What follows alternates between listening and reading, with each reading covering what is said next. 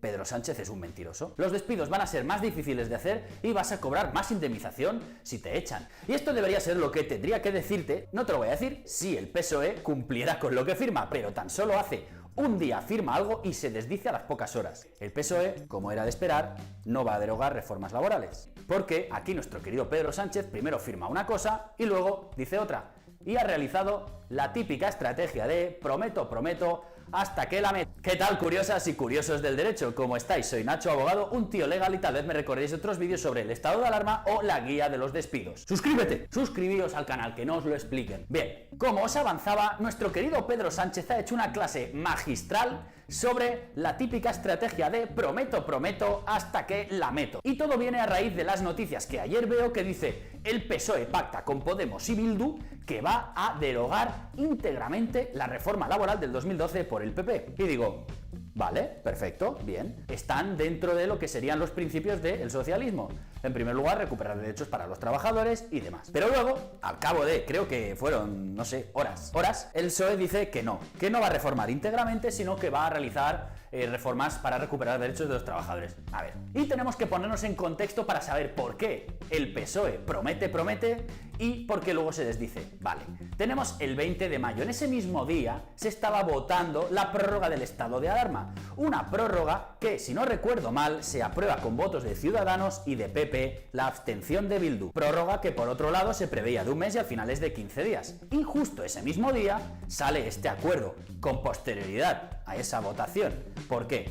Porque como hubiera salido antes, ya os digo yo que ni el Ciudadanos ni el PP habrían aceptado esa prórroga del estado de alarma. Pues muy sencillo, oye, no voy a aceptar algo que me dices tú cuando quieres deshacer lo que yo ya hice en su día. Lógico.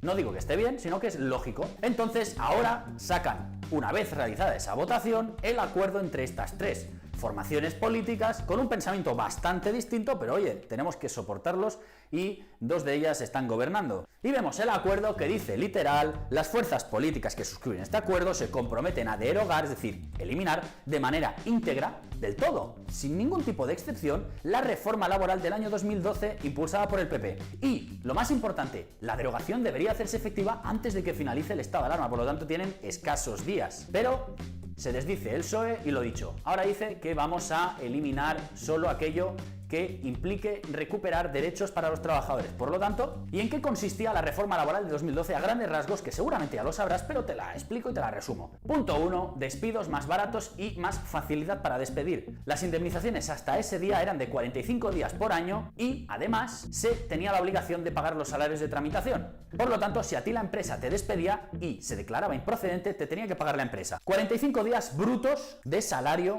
por año trabajado. Si llevabas 10 años trabajando, 450 días de salario bruto, es decir, mucho más de una anualidad bruta de trabajo. Y además, los salarios de tramitación. ¿Qué quiere decir esto? Doble indemnización.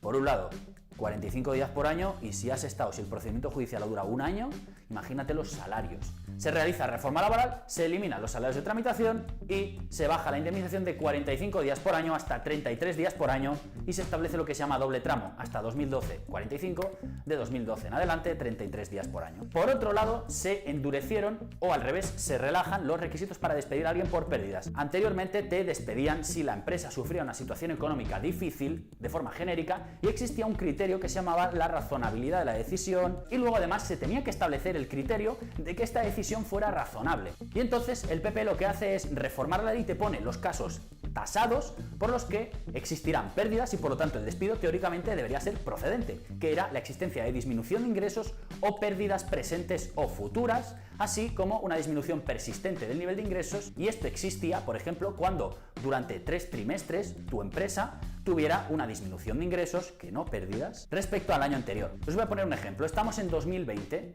que tiene 4 trimestres. Si de estos últimos 3 trimestres, pongamos, habías facturado 3.000, 3.000 y 3.000, que son 1.000 al mes, y en 2019 facturaste 4.000, 4.000, 4.000. Los 3 trimestres de 2020 facturas menos que los 3 de 2019, es decir, los mismos periodos es inferior. Por lo tanto, se tendría cumplido ese requisito para poder despedir a alguien y, en teoría, ese despido, según la ley, habría sido procedente. Pero aquí pasó una cosa, y es que los jueces, que son los que tienen que aplicar la ley, dijeron, bueno, tú me quitas el criterio de que sea razonable despedir a alguien, que lo ponía en el Estatuto de los Trabajadores. Pues ahora yo te lo voy a introducir por otro lado. Y lo que hicieron es, se cumplen los requisitos económicos, por ejemplo, que te marca la ley, decir 2 más 2, 4, vale. Pero ahora me tienes que justificar igualmente que este despido es razonable.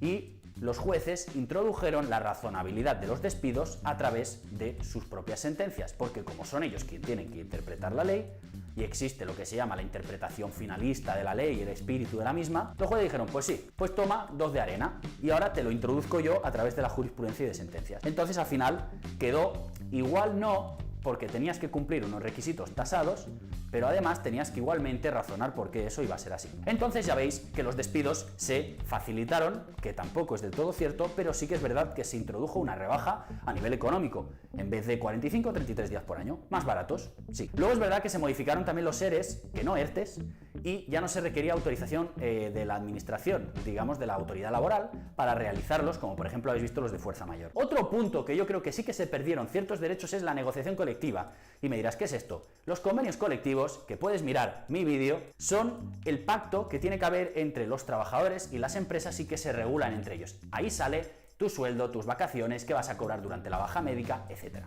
Pues bien, normalmente los convenios colectivos son, por ejemplo, de la comunidad autónoma y se negocian entre quienes, las asociaciones empresariales de ese sector, por ejemplo, de papelería, y todos los sindicatos representativos de esas empresas. Pongamos comisiones y UGT, que están presentes en todas las empresas de papelería y las industrias del papel, y negocian, y ahí es donde se ve normalmente la fuerza de los sectores. Un convenio que favorezca mucho a los trabajadores es porque suele tener mucha fuerza a nivel industrial. Por ejemplo, las industrias químicas tienen mucha fuerza y los convenios son muy favorecedores, o favorecen bastante a los trabajadores con buenas contraprestaciones. Entonces esta negociación, para que me entendáis, cuanto más grande o más amplia, más favorece a que se pueda negociar, digamos, en igualdad de condiciones. Pero, ¿qué hizo el PP? Hizo que los convenios colectivos de empresa prevalecieran sobre cualquier otro tipo de convenio. Y esto me dirás, ¿en qué me puede afectar negativamente? Pues muy sencillo. No es lo mismo que negocies tú, una pequeña empresa con 15 trabajadores, con tu dueño, con tu empresario, a que negocie la comisión negociadora de sindicatos con las asociaciones de empresarios. Tienen más fuerza los unos con los otros. En una negociación de empresa, ya os digo yo que la fuerza de los trabajadores es menor y normalmente es más perjudicial al final de cara a los trabajadores. Y sí, ahí sí que se perdieron derechos, pero por un tema de fuerza de negociación. Por otro lado, también se crearon contratos para emprendedores, para empresas de menos de 50 trabajadores, que es el 95% de las pymes. Este tipo de contratos con periodos de prueba mucho más largos, y también se realizaron de formación y aprendizaje. ¿Y estos qué eran? Pues básicamente que yo te pago una parte de tu sueldo mientras sigues estudiando. Al final tenías a un trabajador algo más barato mientras se está formando o justo acababa de salir. Entonces este trabajador que acaba de salir de sus estudios le estás pagando menos durante un tiempo de forma progresiva. Y otro de los elementos que creo que es sumamente importante es que las ETTs pasaron a ser un sistema de colocación de empleo. Y me dirás, bueno, las ETTs ya hacen eso, colocan a trabajadores. Sí, los colocan, pero lo hacían a través de una empresa privada me pide, yo te la doy. ¿Y esto cómo es? A través de externalizar, a través del antiguo INEM. ¿Y qué pasó? Que se permitía la subcontratación por parte del sector público a las ETTs para que realizaran esta colocación que normalmente tienen que hacer, por ejemplo, los servicios de ocupación de vuestras comunidades autónomas. Entonces, al final, se beneficia a estas ETTs para que reciban dinero público y realicen funciones que tiene que realizar el sector público. Y más o menos estas serían las medidas que en 2012 se llevaron a cabo. Y lo más importante, ya os digo, es el tema del abaratamiento de los despidos. Ahora, ¿qué va a pasar? Pues no lo sé. Nuestro querido Pedro Sánchez, prometo hasta que la meto. Ahora, a ver qué medidas deroga. Y más importante todavía, ¿esto qué va a llevar? ¿Nos va a llevar a una crisis de gobierno? Yo, sinceramente, lo que creo es que sí. ¿Por qué? PSOE y Podemos están formando un gobierno de coalición. En el momento en que alguien promete una cosa, es que además es reforma íntegra, y de repente te dice al cabo de unas horas, no, ya está incumpliendo. Ya van a empezar a existir cierta inseguridad entre unos y otros, porque primero me firmas una cosa y después no me la aceptas. Pero veremos a ver cómo queda si derogan la reforma laboral. A ver cómo queda, o si realizan modificaciones, qué clase de modificaciones. Y ahí veremos, y ahí veréis, sobre todo, qué clase de izquierda se tiene en este país. ¿De acuerdo? Pues esto es todo, curioso. Si os ha gustado el vídeo de hoy, dadle un like, suscribiros al canal y nos vemos en próximos vídeos.